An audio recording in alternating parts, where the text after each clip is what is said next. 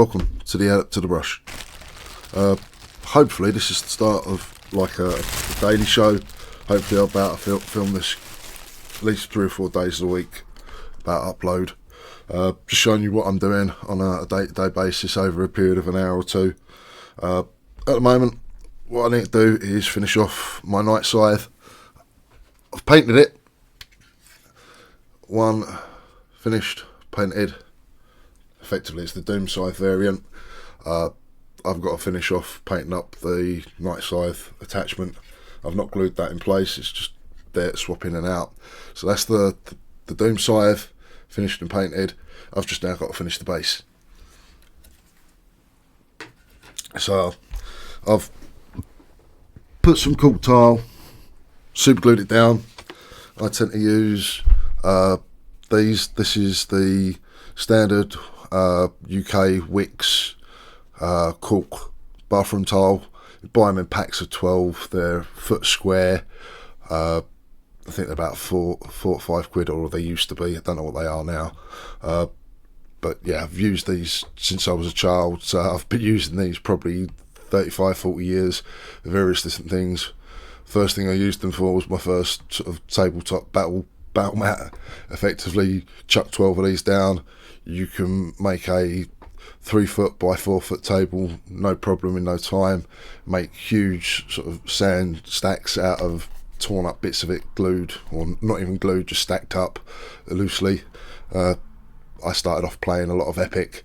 I did get into 4K when it first came out, but I was attracted to Epic in around issue 108, 109 of White Dwarf, and played Epic for the next 5-6 years whilst it lasted.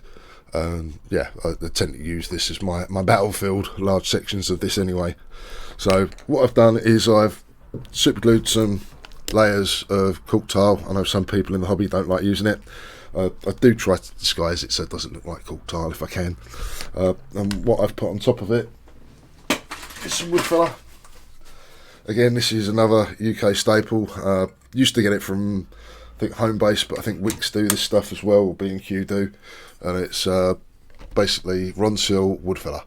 I tend to use the medium colour purely because a lot of my stuff is Mars themed, or has been in the past, and it's a very close match to the red terracotta colour of the Martian terrain. So it was a lot easier to use. I use it rather than using PVA because I was finding that PVA lifted. If I put grit or something on a base and then put texture paste over the top of it, the texture paste, as it dries, it shrinks, and it would overwhelm the adhesion of the PVA glue. It would just lift it up. It didn't look well. I found that wood filler actually resists that. So the first thing I'm going to do is, having squirted out a nice tube of it, I've masked off the flight stand as best I can. I'm now going to just use some water and an old brush, one that you've seen me use before, and I'm just going to literally turn this into a paste on the base, spread it out, leave it to dry, and I'm going to put some other little shims in that I've used on other bases, as this is a larger base, and just try and make use of them, try and add some detail to the base.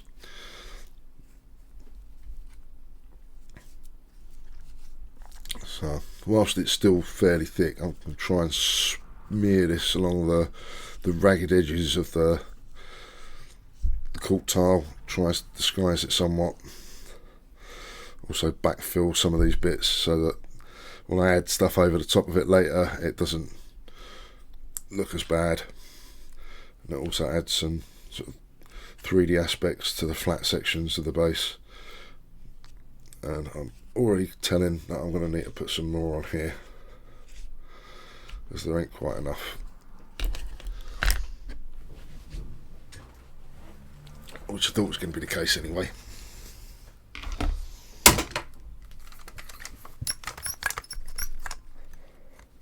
And as you can tell, I ain't messing about with this stuff. It's just squirt it out, get it on there. But one thing to make sure with this stuff is you do seal it up, because the moment it starts to harden off, it won't come out the tube. And if you put too much pressure on one of those guns and it's blocked, it will come flying out. once it's over pressurized, it will just burst. So again, just keep chucking water into it, and this is not going to be fast. I'll be straight with you now. This will be a leave this to dry for the rest of the day, come back, and we'll probably tackle this on tomorrow's, when I actually try and put the texture pastes and paint and stuff over it properly. And it's largely about trying to disguise what I've used, just trying to build up the landform.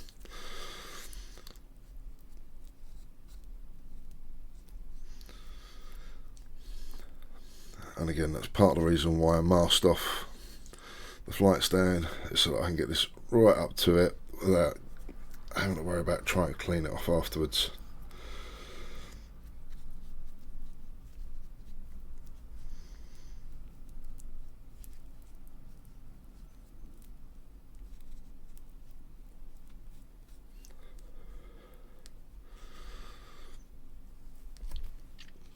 Now, one bit of this I haven't even looked at yet is the back. So let's start trying to plug some of those bits up. That's one of the reasons why I put an excess out on the base.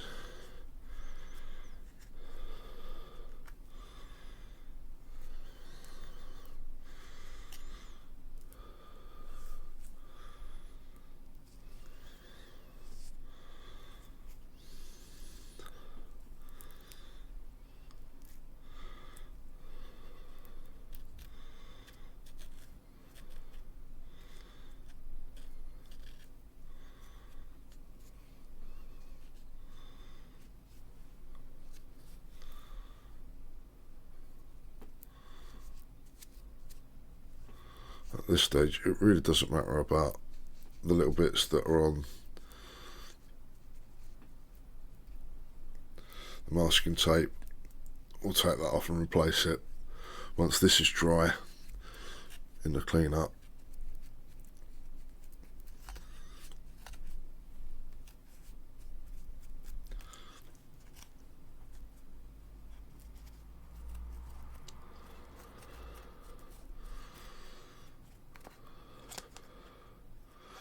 Again, if you've got carpeted floor, don't drop it on the floor. I've nearly slipped with it just then, but it's a case of if you drop this on the floor and it lands buttered side down, you've just wrecked your carpet. So unless you've got like a dedicated studio or something, do it on a tiled kitchen floor or outside in a garage or somewhere that you're not going to get in trouble for making a mess, whether or not that's with parents or with partner or whatever. Right, that one's too big. I only want a little bit of this detail in the base, so let's try and work out where we're going to put it. So that one could actually technically fit up there. Let's chuck that one up there. Because it's wood filler, these plaster of Paris or resin plaster shims will just grip or be gripped by the wood filler, so I'm not too worried about them needing to be glued into place. The wood filler does more than a good enough job at holding and gripping it and stuff. Lay that one. Let's make it look like something else that's broken. I'll put that one there. So just trying to get a feel of where I want to put something. And yes, I have pre-painted these. I will take my time putting the texture paste down, try and get it around them rather than having to spray the whole base. If I hadn't have put these on, I probably would have sprayed the whole base once it was dried.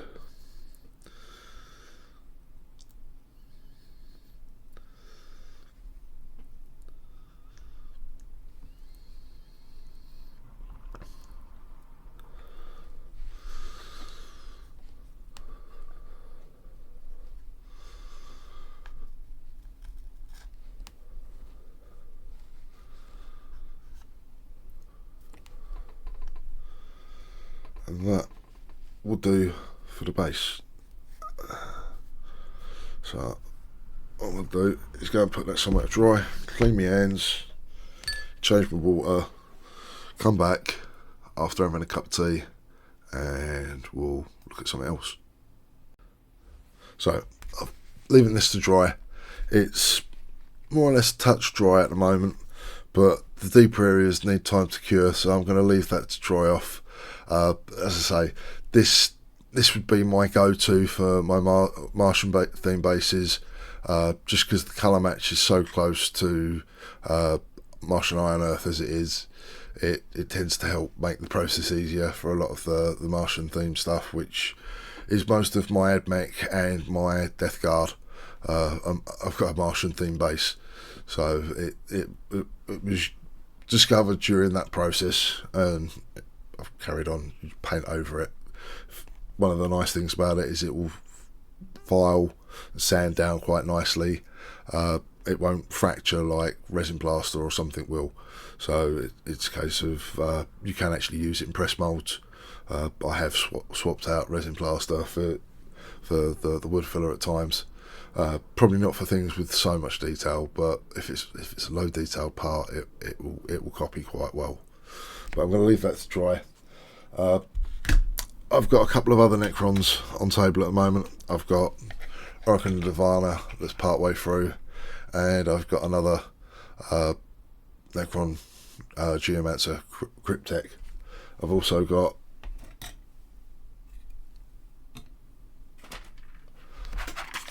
a partially done Illuminous Azorus that I could get on and finish, but I've been painting Necrons for about 4 weeks, and this is how I avoid my hobby burnout. I tend to use these little trays that I get out of Cadbury's mini rolls. I eat too many of them, unfortunately. I should look like the size of the shape of a Cadbury's mini roll, but I don't, unfortunately. Or fortunately, should I say. I don't look like a house, so I tend to store models on those. And I decided I was just going to have a break from my Necrons and have a look at something else. And I put to one side one of my other Death Guard projects that I'd started. Went down a rabbit hole, partially built and partially started, but then got sidetracked by the Necrons. So what I've got in this tray is a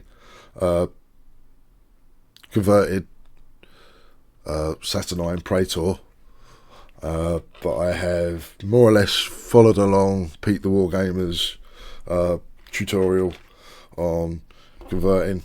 I liked it a little bit too much, and this one has just the holes in it. I didn't go the extra step and put the pustules in it. I just drilled lots of holes and added a few extra bits.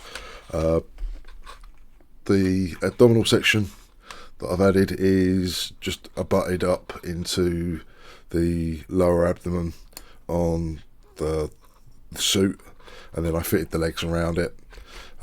Again, I've made a mistake doing this. I've made myself more work because trying to paint into the recesses now is going to cause me a problem. I should have left the legs off before I painted it any further. I tend to prefer sub-assemblies for that reason. Again, tentacles come round. The tentacle section I've used was from the Gardens of Nurgle, Underworlds, don't know what they're called, Kill Team, Match Team, I'm not sure what they're called, but it's the Death Gut or the Nurgle Plague Bearer set for Warhammer Underworlds.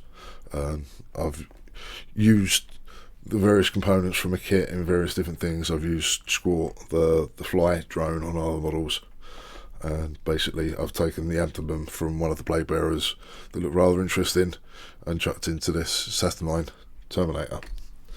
I've more or less followed along Pete's tutorial, other than adding a glyph on the front. There are a couple of other things that I've added, but more or less it's as Pete suggested. As you may see, there are some wings that now go on the back of this one, which is where I've deviated from what Pete the Wargamer did.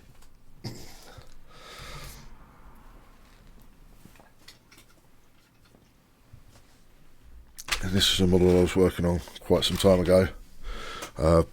before I started getting some of the colours for the Necrons correct, and I've decided that I want to come back in on some of the base tone and just try and add a bit more depth and contrast by bringing it up, so that when I put another ink over the top of it or into the recesses, it will increase the contrast on it. So all I'm doing is taking an old GW dry brush that I'm going to use, hopefully. Let's start with his feet and see if it works.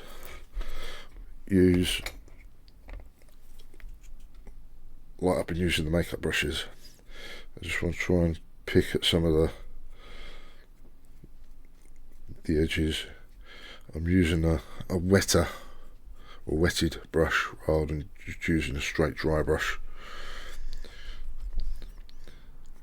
And the colours are close enough that I'm not too worried about any streaks or lines or runs that I get with this at the moment, purely because I intend to put some other stuff over the top.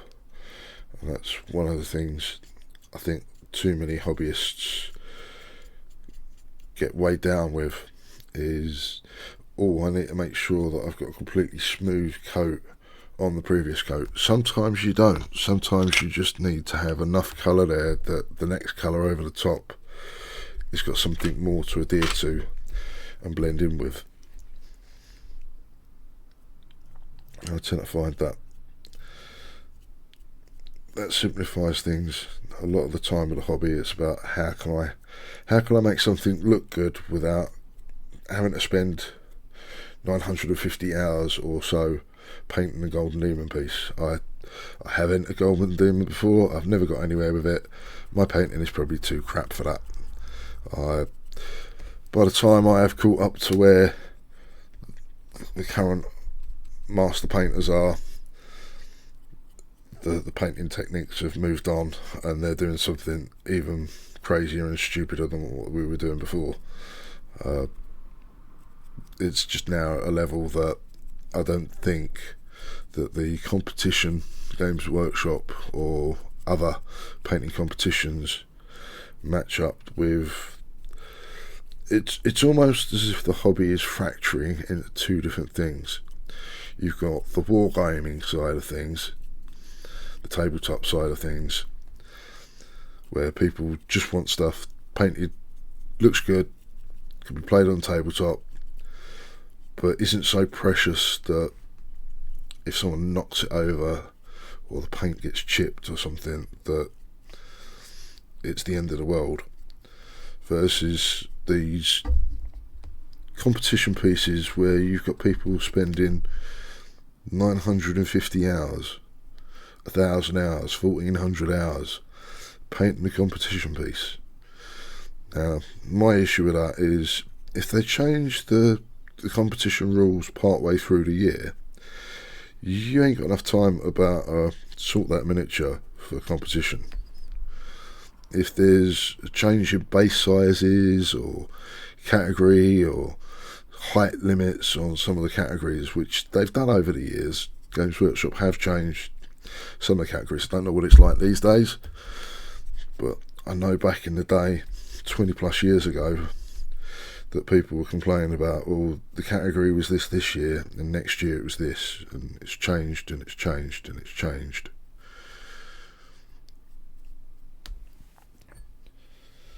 So, I don't know. I like painting my miniatures to the highest standards I can, even my tabletop stuff. But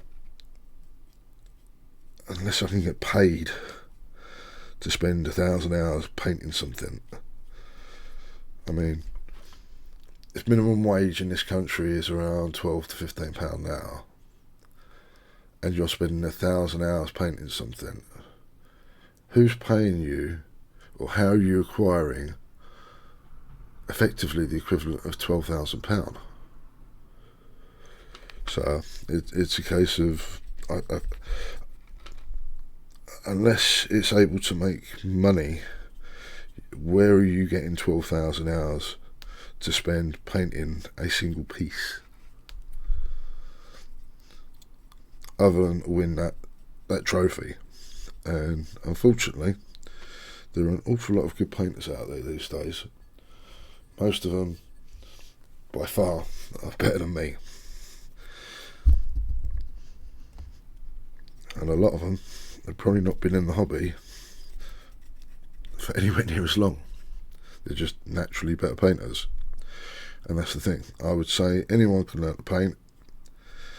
If you'd seen my first 2 attempted miniatures from when I first started painting, my first 2 miniatures ever were a Space Marine Apothecary and an old Orc Dreadnought, the first edition Orc Dreadnought, not the ones that come later. I'm talking about the chunky fat boy with the pincer arms and the rotating middle sections.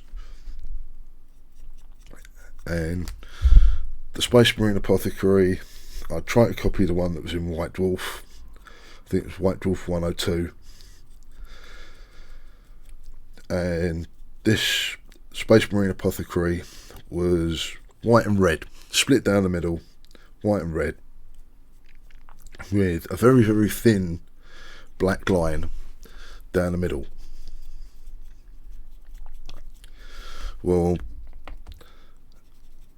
my one looked more like a flag of a foreign country, because it had all 3 colours on it, but the black line was more likely equal to the width of the white and the red sections. Because unfortunately back in those days I'd only just started getting into the hobby, and I had some old Humbrol enamel paints from an Airfix kit and was using those, and they looked like the horror marine that you see used in some of the memes. It wasn't good, but hopefully over the years I have managed to get a lot better than that. So as I would say anyone can learn to paint.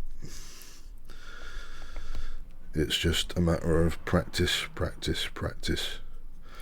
And I would say things are a lot easier in this day, purely for the fact of things such as this, YouTube.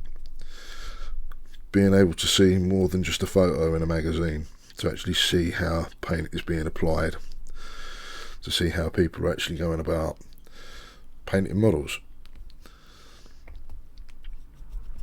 So all I'm doing is re-wetting the brush, taking a little bit of the Wraith Bone, taking most of it off the brush, trying to keep the brush fairly moist, just to reinforce that brighter colour. I've just got his arms to do. And what I've done with these, people talk about drilling and pinning for painting sub-assemblies. I cheat. I use a lighter and a pin, and I hold the pin in a pair of pliers. I heat the tip of the pin, and I just, once the pin's hot enough, I push it in gently into the part that I want to hold, and it will grip for long enough for me to paint.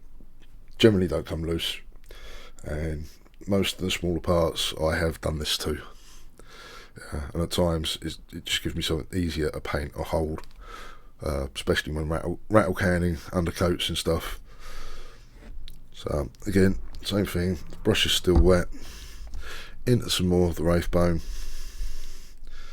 and I'm just trying to feather that edge, just trying to pick it out. Might have gone over to board there, but we can correct that later. So again, I ain't gonna panic. I'm just going to try and steer clear of the bits that I've already got metallics on. Try and catch some of these fingertips. I'm going to have a struggle here because I want to avoid getting it back on to those. So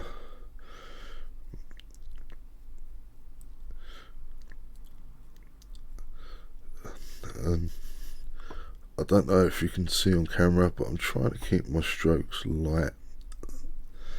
I'm not trying to smother an area. I'm just trying to add a little bit of extra texture and detail at the edges. Not give like a true edge highlight, but just try and attempt to bring some of that back. Because what I've done with this is the way I've painted them is I've based them with Andrew Dust. I've then gone over that with some Wraithbone spray. I've washed these with Skeleton Horde, and then come along the edges with some Agrax Earthshade, and that's more or less all that's on there.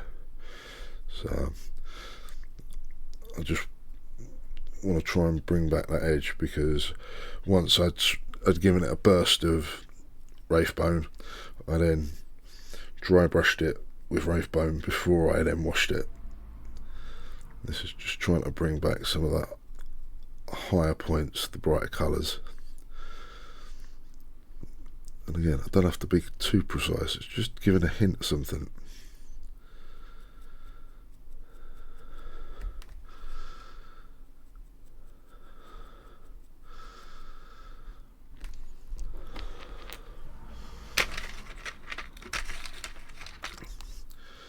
So as I say, this was more or less a follow along of Pete the Wargamer's tutorial on kit bashing a Saturnine Praetor from the Horus Heresy kit to make him a Deathguard Terminator. I have fallen down a rabbit hole thanks to Pete, thank you. But yeah, I have several of these and quite a few planned, and hopefully I will show you at some point where the rabbit hole led. Unfortunately, that video of Pete's did send me on quite a path. Most of them are, how can I say, constructed, converted, and partially painted, but that was too wet. We'll come back to them another day. I don't think I'll do them all in one sitting. I'll come back to the Necrons as I want to get the army playable, but I just fancied a little break, and this is one of the ways I avoid the burnout. So, show you the rest of the model. I've put a tentacle coming out of that shoulder pad. I've got that shoulder pad there. If you want to know the colours I've used, I used camo green, or I think it's now Death Guard green. Once that was applied, I've then washed it with both the Celia green shade and the other GW green brown ink. I can't remember what it was called off the top of my head. I'd have to hunt for it.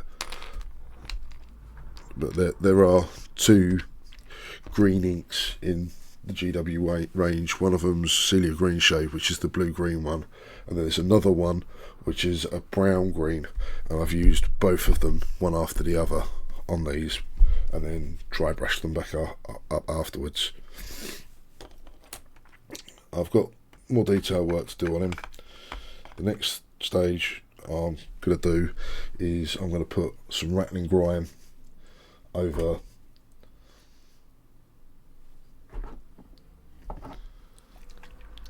the metallic bits.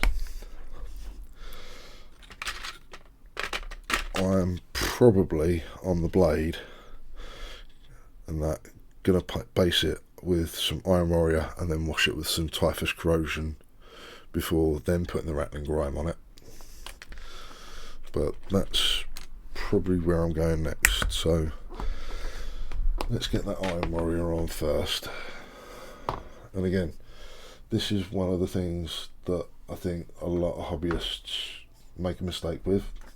I think I used to make a mistake with this a lot. I probably still do, until I figure a way forward, which is painting things in the wrong order. Doesn't matter how you paint it. Painting it in the wrong order just means it's going to take you longer to get to where you want to be. And by that I mean, if the majority of the model is a particular colour, base it that colour. Unless you've got parts that need a specific colour, and again, this is one of the reasons I do so many sub-assemblies. I've got Thulia Ghoul yet to build. That's another model on the list that's yet to be built. And the thing that I'll do with Thulia Ghoul is I'll assemble a lot of the limbs and stuff, and I'll base them with lead belcher. But her body itself I'll probably base with Mephiston Red out of a rattle can. Just do both parts out of a rattle can. Saves me time. I can then spend my time focusing on actually painting the model rather than worrying about the base colours. Base colours are pretty much down on those sub parts already. It's then changing the colour of the other parts that you want.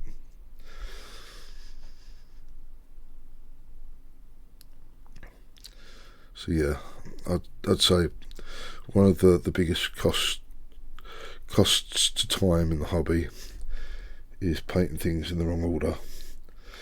I don't think enough hobbyists spend enough time thinking about the order in which things need to be painted. It's not that it's wrong. It's not wrong. It's just it will take longer to paint certain colours. So sometimes some thought and planning into how things get painted helps. It's what I did with the Necrons once I actually really got going with them and figured out what the colours were. I'd had a batch of about a dozen of the, I think it was the Indomitus box I had them in. It was the one before the Tyranid one, so the Tyranid one's 10th, must have been the 9th launch box when they redid the Necrons. So I had about half a dozen or so and a Reanimator partially painted, and then chucked onto a shelf and left because I'd moved on to painting something else and hadn't come back to them yet.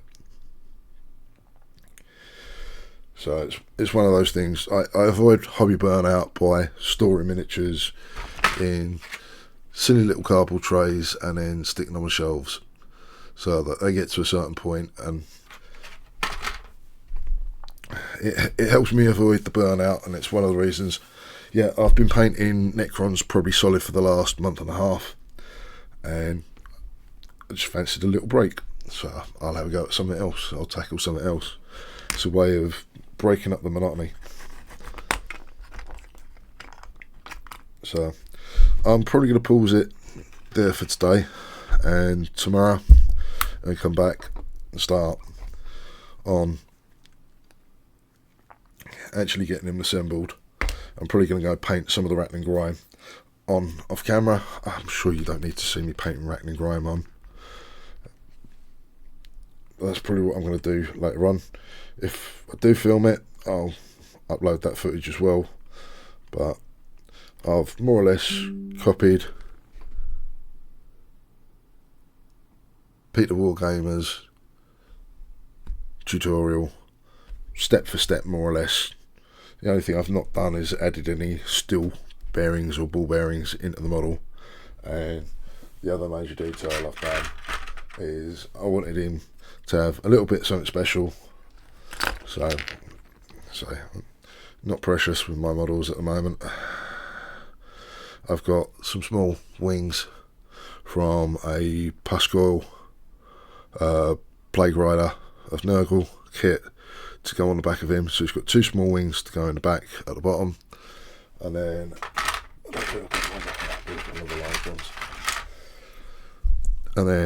a larger one that's going to be thinned down a little bit to fit into the vents at the back, So it'll look like he's got a set of moth wings on the back of him, and he's going to be one of the generals of my Death Guard force. As I say, one of my generals. As I say, thank you, Peter Wargamer. You sent me down a rabbit hole.